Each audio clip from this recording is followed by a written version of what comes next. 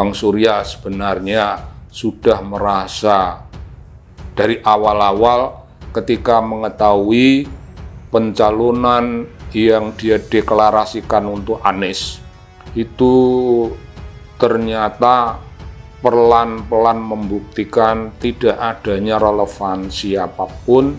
Pencalonan itu ibarat dunia bisnis hanyalah potensi besar, rugi Bung. Koalisi yang dibangun antara Nasdem, Demokrat, dan PKS ini kelihatannya memiliki nasib yang sama dengan KIB. Nasdem terkena masalah korupsi, Demokrat mulai melirik PDI Perjuangan, dan PKS sudah menyiapkan sekoci untuk melarikan diri dan bergabung dengan kapal besar bernama Gerindra. Pelan-pelan, tali yang mengikat koalisi perubahan pun mulai terurai dan tidak lagi ketat seperti sebelumnya. Dan bisa jadi tali itu lepas karena masing-masing partai sejak awal memang mereka mengikatkan diri. Itu bukan karena mereka satu visi, tapi masing-masing punya agenda pribadi. Yang paling rugi kalau koalisi ini bubar tentu adalah Anies Baswedan, calon presiden yang diusung oleh koalisi perubahan. Yang namanya komunikasi ya, dua silaturahmi atau pertemuan antar pimpinan partai itu hal yang biasa dan wajar menurut saya. Apalagi kita punya agenda besar bersama, yaitu pemilu 2024 yang akan datang. Sehingga pertemuan itu juga penting dalam kerangka untuk memastikan agar pemilu bisa terlaksana dengan baik, kondusif dan sejuk lah di tengah kompetisi masing-masing kandidat. Dan menurut saya sekali lagi itu wajar kalau PDI membangun komunikasi dengan Demokrat untuk memastikan agenda pemilu kita berjalan dengan baik. Bersilaturahmi dengan PDIP, Nasdem lebih baik kehilangan Anies. Pegiat media sosial John Sitorus mengklaim Nasdem lebih baik kehilangan bakal calon presidennya yakni Anies Baswedan saat membahas sinyal pertemuan Surya Paloh dan Ketua Umum DPP PDIP Puan Maharani.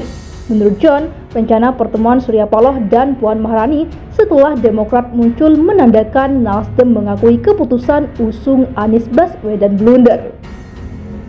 Setelah Demokrat, Nasdem antri bertemu Puan Maharani. Makin kesini, Nasdem makin mengakui jika keputusannya mengusung bapak politik identitas adalah blunder, ungkapnya. Ia mengatakan silaturahmi terhadap PDP merupakan hal yang patut diapresiasi. Pasalnya, Nasdem memang lebih baik kehilangan Anies dibanding konstituennya yang nasionalis. Bersilaturahmi dengan PDIP adalah niat baik yang patut diapresiasi karena lebih baik kehilangan capres daripada konstituen, ujarnya.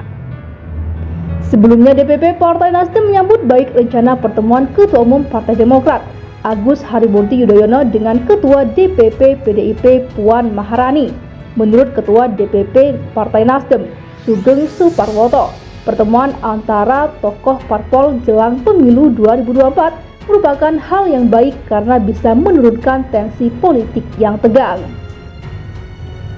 Sugeng justru menyarankan pertemuan-pertemuan antar tokoh parpol seperti AHY dengan Puan juga dilakukan tokoh parpol lainnya. Dia juga mengatakan Ketua Umum Partai Nasdem Surya Paloh juga direncanakan dengan Puan Maharani. Ada rencana Paloh bertemu Puan, harus kita dorong ke sana, kata Sugeng. M. Kodari belak-belakan bandingkan 3 bakal capres, Anies dicap gagal.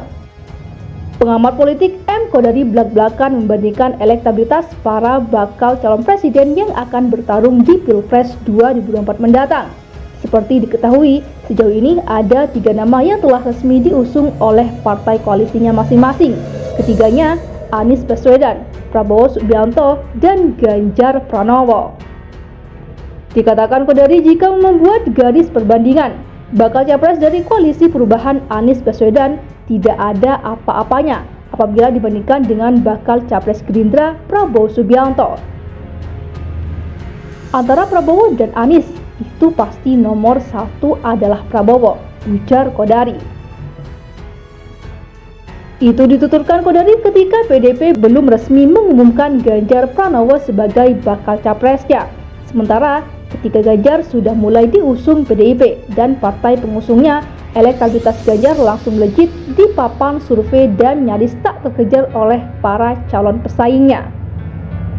Belakangan boro-boro Anies jadi nomor 1. Begitu datang Ganjar, kalau bukan nomor 1, nomor 2, Anies turun peringkat jadi nomor 3, bekasnya.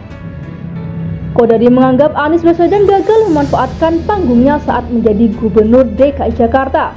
Dia lantas membandingkannya dengan Presiden Jokowi yang juga sebelumnya menjabat sebagai Gubernur DKI Jakarta.